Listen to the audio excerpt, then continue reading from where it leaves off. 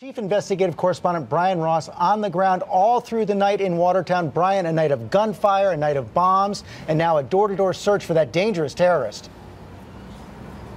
That's right, George, and dangerous is the word. The FBI described them yesterday as armed and extremely dangerous. Those words are certainly true. Residents of this town have been told they may not leave their homes. They cannot go in cars. All stores have been shut. This town is shut down as a terrorist is somewhere in the vicinity. It began with the robbery of a convenience store in Cambridge around 10:30 Thursday night. A surveillance camera inside the store captured the image that matched the man identified only 5 hours earlier as suspect number 2 in the marathon bombings. A short while later, on the campus of MIT in Cambridge, a shootout that left an MIT police officer dead. Next, the two men carjacked a Mercedes SUV and led police on a wild, violent chase through the streets of Cambridge into neighboring Watertown. We have reports that they have explosives here at the scene.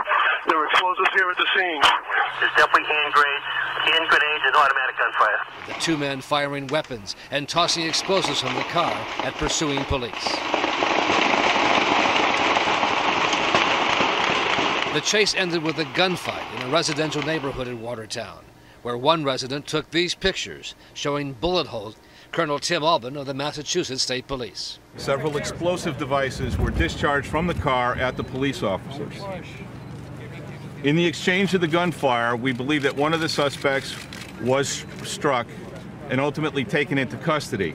Suspect number 1 later died from his wounds. He was in a traumatic arrest with CPR ongoing. We spent about 10-15 minutes trying to resuscitate this patient. At 1:35 in the morning, he was pronounced. But suspect number 2 got away, triggering a massive manhunt, with residents advised to stay inside and not pick up any strangers as they drove through town. We believe this to be a terrorist. We believe this to be a man who's come here to kill people. We need to get him in custody.